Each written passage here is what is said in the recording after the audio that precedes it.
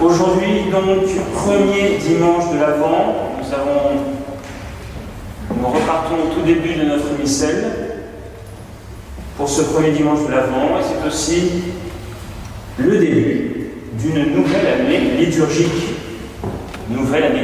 L'année liturgique commence avec cette période de l'Avent qui nous prépare à la fête de Noël. Saint Paul nous dit: frères, voici l'heure de nous réveiller de notre sommeil. Nous réveiller de notre sommeil. De quoi Saint Paul veut-il parler? Vous êtes bien réveillés, suffisamment tôt ce matin, vous êtes arrivés à l'heure à la messe, du moins ceux qui ne sont pas arrivés en retard.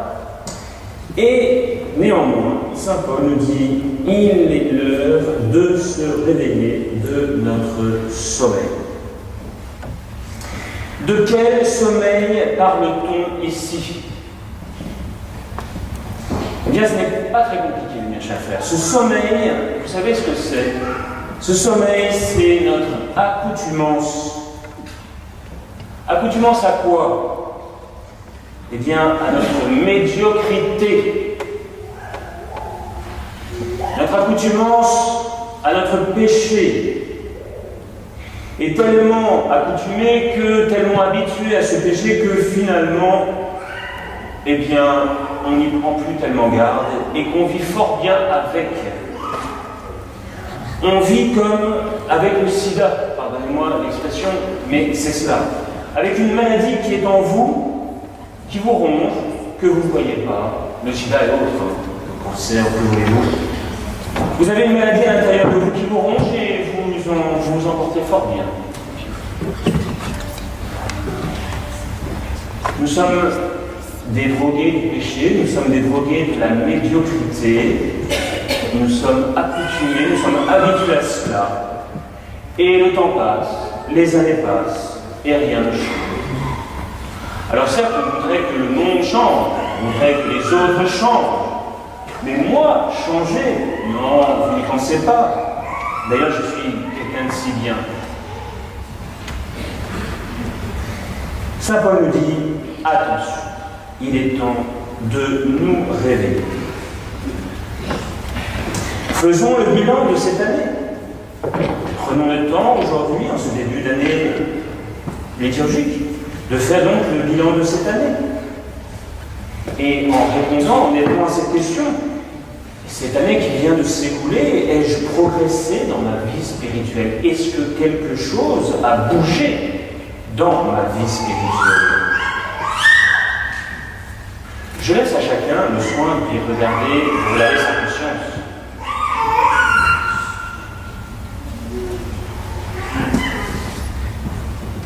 De la même manière que nous allons faire le bilan de cette année, il nous faut regarder en avant pour cette année qui arrive. Et précisément, quand Saint Paul nous dit que quand il nous dit que nous devons nous réveiller, eh bien c'est que nous devons nous considérer comme des gens qui veillent.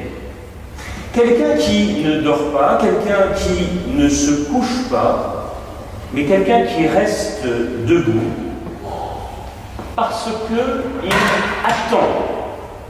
Celui qui veille chez lui le soir, à moins d'être sur ses écrans et ne pas voir les heures passées, ce qui est évidemment le cas pour beaucoup d'entre nous, eh bien, s'il n'y a pas ces écrans et que nous sommes debout, c'est que nous attendons.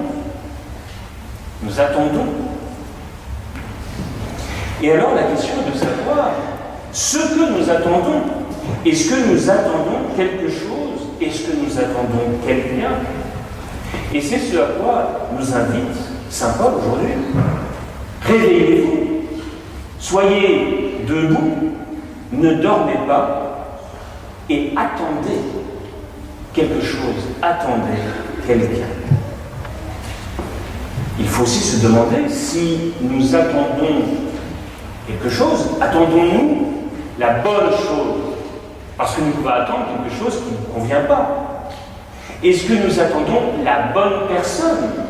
Parce que là aussi, nous pouvons nous tromper. Donc voyez-vous, nous devons non seulement nous poser la question, mais nous poser plusieurs questions. Attendons-nous quelque chose, attendons-nous quelqu'un, et attendons-nous la bonne chose, et attendons-nous la bonne personne. Le prêtre est quelqu'un qui attend. Cela va peut-être vous surprendre, et pourtant c'est la réalité. Le prêtre est quelqu'un qui attend. Qu'est-ce qu'il attend, le prêtre ? Eh bien, le prêtre attend la visite de Dieu. Le prêtre attend l'heure de Dieu pour lui-même et pour ses paroissiens. Je vais vous donner un tout petit exemple tout bête qui va vous faire rire. Vous vous souvenez qu'il y a maintenant 5 ans, je suis dans ma 5e année, j'avais dit ici même en chair et je vous avais surpris, je vous avais dit, je vous demande de m'inviter. Eh bien, figurez-vous que ça fait 4 ans, et j'entame ma 5e année, où j'attends encore l'invitation d'un certain nombre d'entre vous. Et je ne montrerai pas qui, pour ne pas vous mettre mal à l'aise. Vous comprendrez ainsi que j'attends des choses, effectivement, et pas que cela, je voulais juste vous donner un exemple amusant. À ce sujet-là, qui a invité le Kaminski, qui lui aussi probablement attend? Le prêtre attend aussi, pour parler de choses beaucoup plus importantes, beaucoup plus sérieuses, mais ce que je disais là était quand même important. Le prêtre attend qu'on le prenne pour ce qu'il est, et non pas pour ce qu'il n'est pas. Et je voudrais que vous y réfléchissiez, parce que peut-être que vous n'y avez pas réfléchi. Et la question qui se pose est de savoir pour vous, qu'est-ce que le prêtre? Est-ce que le prêtre est un ange? Est-ce que le prêtre n'est qu'un homme? Est-ce que le prêtre est un fonctionnaire? Est-ce que le prêtre est un distributeur automatique de sacrements?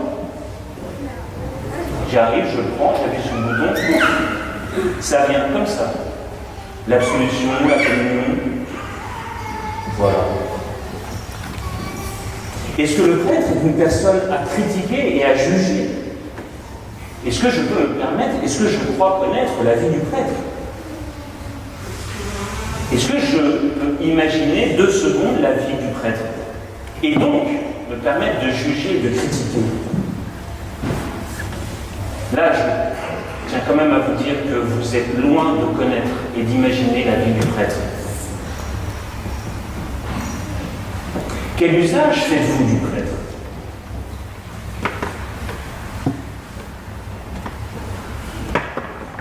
La réponse, elle est dans l'épître aux Hébreux.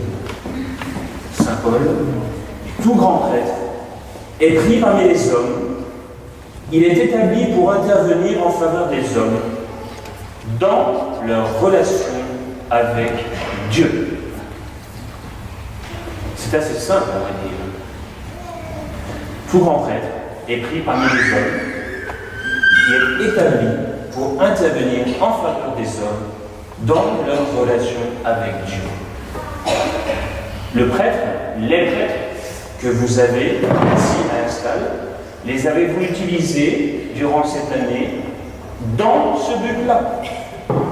Et uniquement dans ce but-là. Parce que nous pouvons effectivement parler foot, parler standard, parler de la politique, de je ne sais pas quoi, de ce qui va mal, de ce qui va ceci ou de cela. On peut parler effectivement de beaucoup de choses. On peut même ne parler de rien du tout. Je pense à ceux qui me disent ah, bonjour. Et on peut parler de choses qui concernent Dieu, ce pourquoi le prêtre est fait. Si on ne fait pas le bon usage de la chose, il ne faut pas s'étonner que la chose ne remplisse pas son usage. Si on n'utilise pas le prêtre pour ce qu'il est, à savoir intervenir en faveur des hommes dans leur relation à Dieu, il ne faut pas s'étonner qu'il n'y ait plus de prêtres ou que les prêtres fassent autre chose.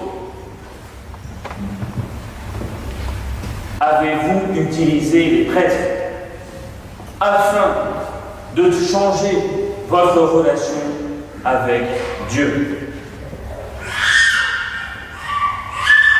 Si vous invitez le prêtre à boire des bières eh bien il buvra des bières, eh bien il ne sera pas un prêtre. En revanche, si vous lui dites « j'ai un problème avec ça, je voudrais apprendre ceci, je ne comprends pas cela, expliquez-moi ceci, expliquez-moi cela, comment est-ce que je fais pour sortir de tel problème, et je ne connais pas Dieu et je veux le connaître », alors là, il a peut-être quelque chose à vous dire, il a même sûrement quelque chose à vous dire, et effectivement, il vous aidera dans cette relation avec Dieu, et il remplira ce pourquoi il est fait, et il sera véritablement prêtre pour vous.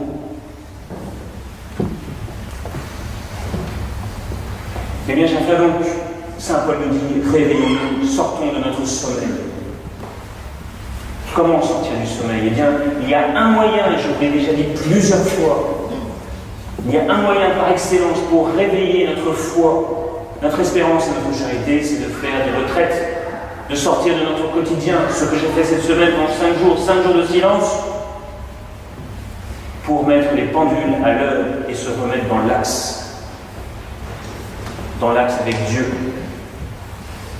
Et donc, quand je parlais de ce petit bulletin de retraite que vous trouvez dans la lettre aux amis bienfaiteurs, c'est pour que vous preniez votre agenda et que vous bloquiez 4 jours, 5 jours de votre année. Vous organisez bien vos vacances en Italie, par exemple. Eh bien, organisez une retraite. Casez les enfants s'il le faut et partez faire une retraite. Vous allez voir, ça va vous réveiller d'un coup, d'un seul. Croyez-moi, j'en suis le témoin. Et je l'ai encore vécu pour moi cette semaine. Confions tout cela au Seigneur. Et écoutons les paroles de Jésus, et écoutons-les une bonne fois pour toutes. Et vous, soyez semblables à des hommes qui attendent que leur maître revienne des noces, afin de lui ouvrir dès qu'il arrivera et frappera.